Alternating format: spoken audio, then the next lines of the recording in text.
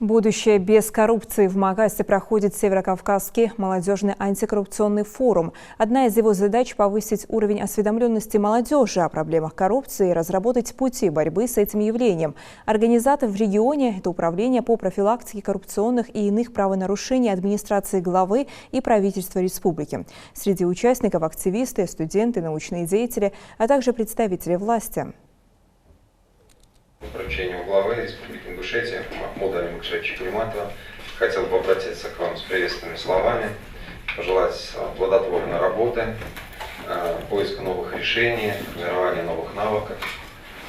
Хочу сказать, что тема, которую вы выбрали, она крайне актуальна.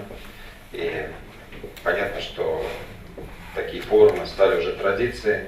Они окружают, скажем так, или вовлекают в свою сферу все большее количество граждан нашей республики.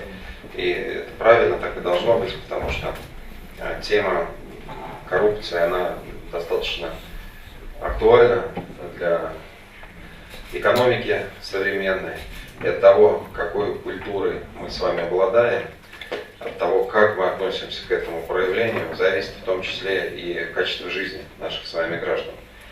Вот к негативным явлениям коррупции ведь относятся не только экономические последствия, да, в виде непостроенных школ, непостроенных дорог, в виде некачественных услуг, выполненных работ, но и последствия коррупционных проявлений имеют более серьезные такие идеологические последствия, скажем так, морально-нравственные, я бы даже сказал, которые подрывают устои общества.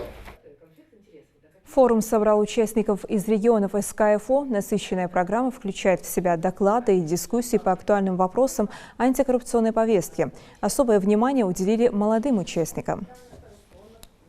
Основная цель молодежного форума «Будущее без коррупции» является сформирование у молодежи неприятия коррупции, формирование, даже скажу больше, антикоррупционного сообщества.